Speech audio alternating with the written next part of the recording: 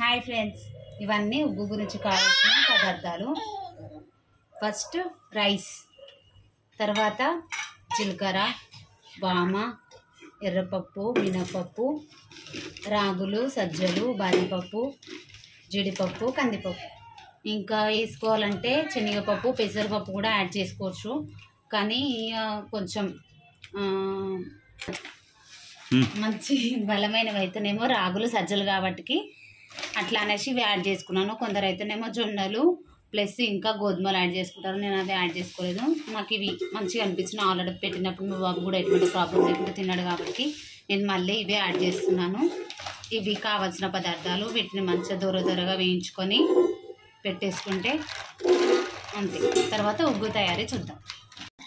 బాదం పప్పు, జీడిపప్పును కూడా కొంచెం దూరగా వేయించుకోవాలి ఫ్రెండ్స్.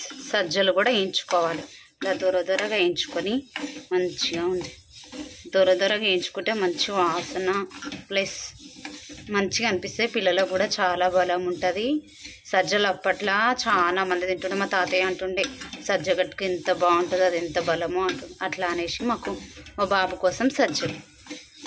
ఫ్రెండ్స్, ఇవి రాగులు అంటారు.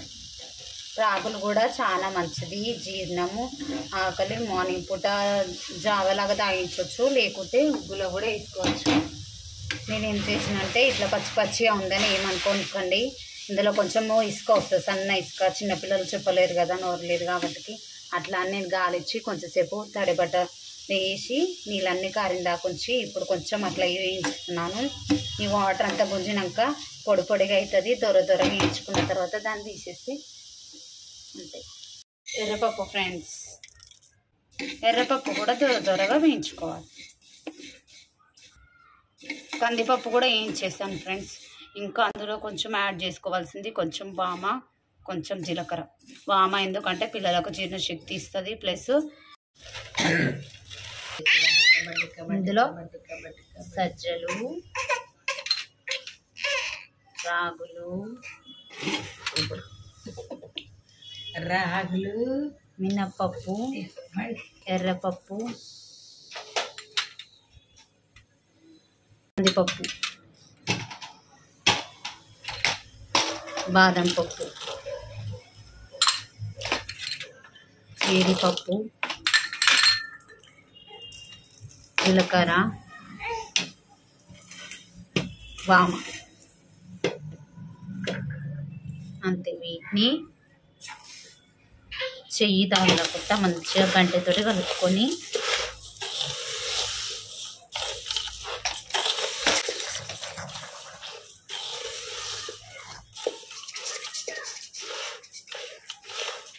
ఈ విధంగా నేనైతే ఈ విధంగా అన్నీ ఒక్కసారి చేసేసుకొని పెట్టుకొని కావలసినప్పుడల్లా కొంచెం మిక్సీ చేసుకొని అలానే ఒక 2 టేబుల్ స్పూన్కి 1 గ్లాసున్నర వాటర్ వేసి మంచిగా కలిపేసి ఫస్ట్ 6 months బేబీ అయితేనేమో పిండి మంచిగా మన పిండి టైప్